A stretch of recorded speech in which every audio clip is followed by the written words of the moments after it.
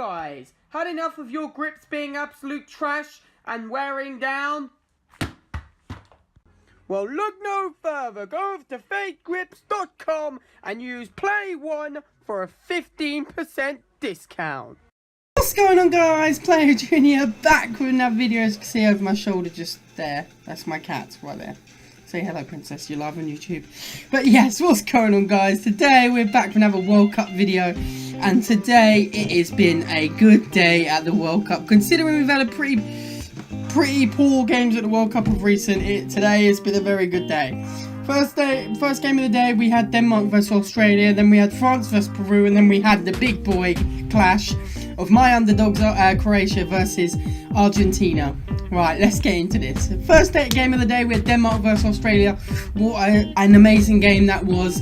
It was the same old Denmark, in my opinion. Once again, you know, they dropped off near the end of the game. They've been doing that a lot lately in the tournament. And I think if they do progress onwards, that will be punished by a more quality side, shall we say. But yeah, they scored their first goal with a beautiful volley by Christian Eriksen. Absolutely showed his class and showed how quality he is with that beautiful placed volley and past Matt Ryan's hands. It was just ridiculous. Absolutely beautiful volley. And then we had the VAR again, boys. We had the VAR once again. The VAR came into play once again, and what happened was, I think it was Poulsen. He had his arm and it hit his arm. And then the guy was like, yeah, VAR, let's do this. Went into his little room to look at the box. And yeah, he did give the penalty and a yellow card to Poulsen, which I think is right. You know, it was a penalty. If you're going to raise your hand in the box, there must be a reason for doing it. Do you know what I mean? You don't just raise your hand in the box. And if the ball does strike your hand, it's unlucky. If your arms are down and it strikes your hands, it's very unlucky. But if you've got your arm in the air, why you got your arm in the air? Do you know what I mean? And then the boy Jedinak steps up and scores another penalty. Australia had so many chances to win this game, in my opinion. They were just so strong throughout, you know, and I just think it was so unfair of them to go ahead and actually go and draw the game. They still have the opportunity to go ahead and go far in this competition still, but they've got to hope that, who is it? I think it's Denmark versus France next, so they've got to hope that, you know, France can lend them a hand and actually beat Denmark, which I think could happen. And then they've got to hope they score quite a few goals against Peru, but we'll have to obviously wait and see, and, you know, hopefully see how that goes about, you know. But yeah, I think that Australia can still do it, but it's going to be a bit of a challenge for them to try and score loads of goals against Peru. But do I put it past them? No.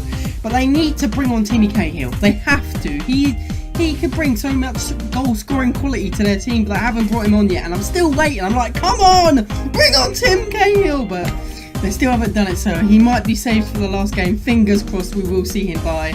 Because Australia, this could be their last chance to see him. So hopefully they do bring him on so we get to see him in play in the World Cup. That would be amazing. But my man of the match for this match is, his name's Matthew Leckie. I think he played insane throughout. He was so good.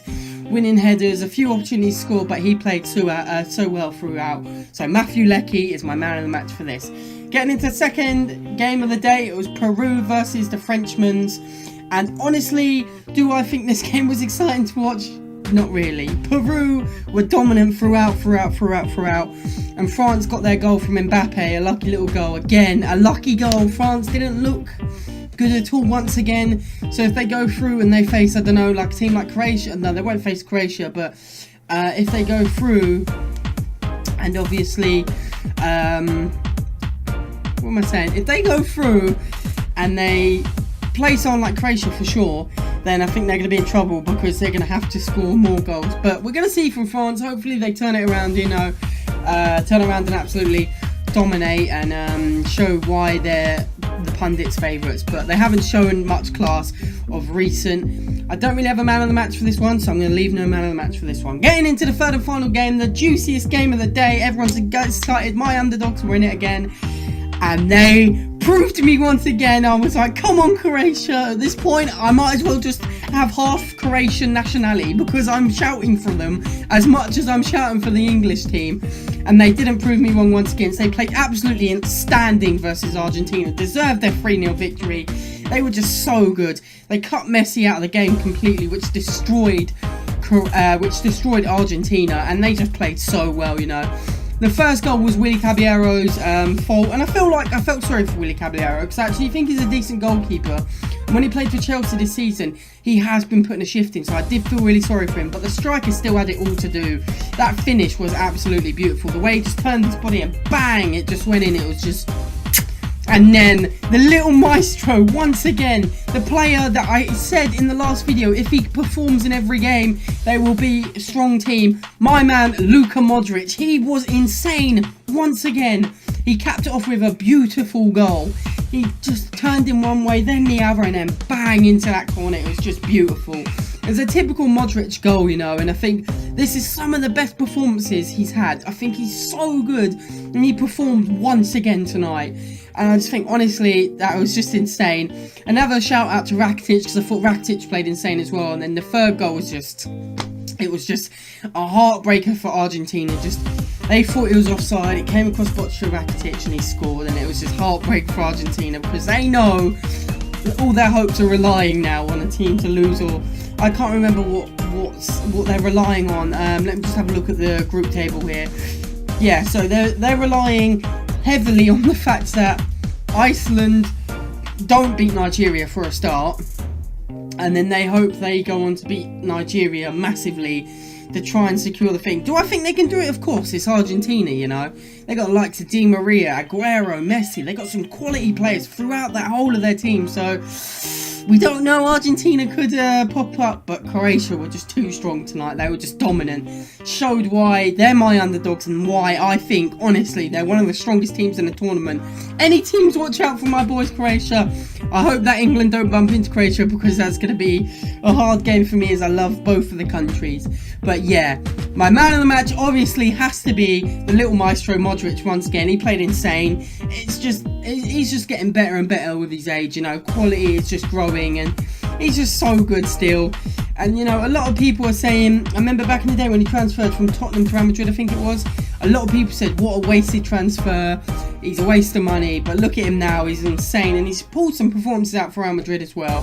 So yeah, but I hope you guys enjoyed this video today. It's been a great day at the World Cup once again. It's actually got me excited back into it, because I've had a bunch of dull games at the World Cup of recent, and it's, you know, kind of simmered my mood down. But now today brung me straight back in, you know, with some teams that I'm really rooting for in this World Cup playing. It's so good to watch, and tomorrow is going to be good as well with Nigeria versus Iceland. Fingers crossed the Iceland can do it. And you've got Brazil versus Costa Rica. I expect Brazil to win that easy. And then you've got an absolute mammoth of a game in the evening again. Serbia versus Switzerland. That's going to be a physical game, I tell you what. Two physical sides meeting head to head. Bam, it's going to be physical. But yeah, as I said, guys, if you guys have enjoyed this, please do smash that like button. I really do appreciate it. And if you are new around it, please hit that sub button. I appreciate that too. Any recurring viewers, you know what to do. Hit that bell icon. Helps me massively, as I said before. But yeah, I hope you guys have enjoyed this World Cup update, and I will see you dudes in tomorrow's video. Peace, guys. Woo!